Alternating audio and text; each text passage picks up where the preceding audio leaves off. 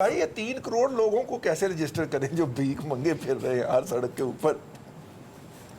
अच्छा रजी साहब, एक तो मैं उस पर बाद में आऊँगा, लेकिन मुझे आज बताइए, आज पंजाब के बजट को क्या कहूँ। जो हंगामा राय नहीं थी, गुत्थम गुत्था था, हाथापाई थी, नारेबाजी के दौरान ये बजट भी पास हुआ, बजट पेश कर दिया गया और उसमें पाकिस्तान पीपल्स पार्टी ने शिरकत नहीं की। अच्छा, अब ये देखिए कि जो आप 3 करोड़ भीख मंगों की बात कर रहे हैं, वैसे माजरत के साथ 3 करोड़ तो डॉक्यूमेंटेड है, इससे ज़्यादा है भीख मंगे पाकिस्तान में, तो आप उनका भी जिक्र कर लीजिए।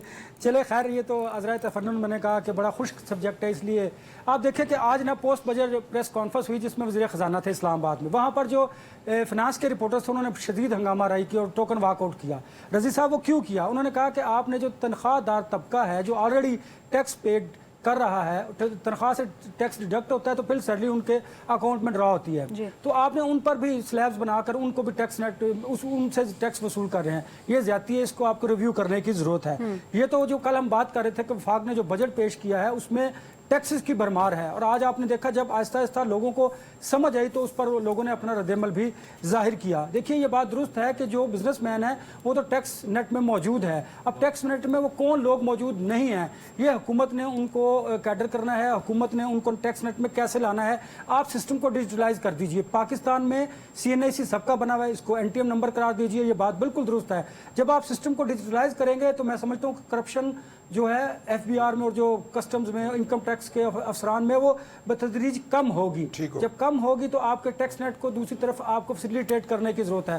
प्राइम मिनिस्टर को भी इसका इदराक है और कल वो शायद कौम से खिताब भी करेंगे, अपने टैक्स ये जो बजट पेश हुआ है इसके हवाले से भी बताएंगे, और जो दौरा चीन है उसके बारे में भी बात जरूर करेंगे। हमारे यहाँ कमी किस बात की है? विल की है। पाकिस्तान में वसाइल की कमी नहीं है, पाकिस्तान में सिस्टम की, निज़ाम की कमी है, निज़ाम के लूप होल्स हैं उनकी कमी है। अब मैं देख रहा था कि 30 लाख नए रिटेलर्स जो हैं उनको टैक्स नेट में लाने की बात की है गवर्नमेंट में, बहुत मुश्किल काम है।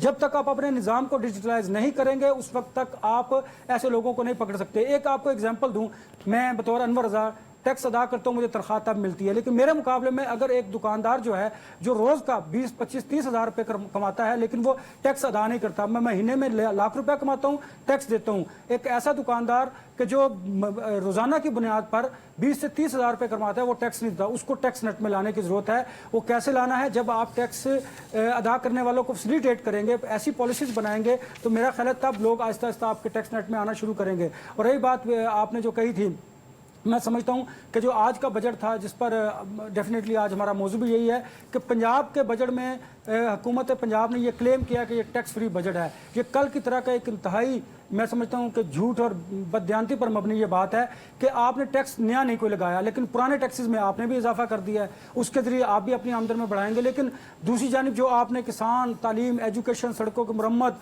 और नए जो इनिशिएटिव्स ले रहे हैं वो एक खुश आइंद बात है। लिहाजा इसको बैलेंस करने की ज़रूरत है। जब तक आप चीज़ों को बैलेंस नहीं करेंगे उस वक्त तक ये निज़ाम बेहतर नहीं होगा। बिल्कुल ठीक।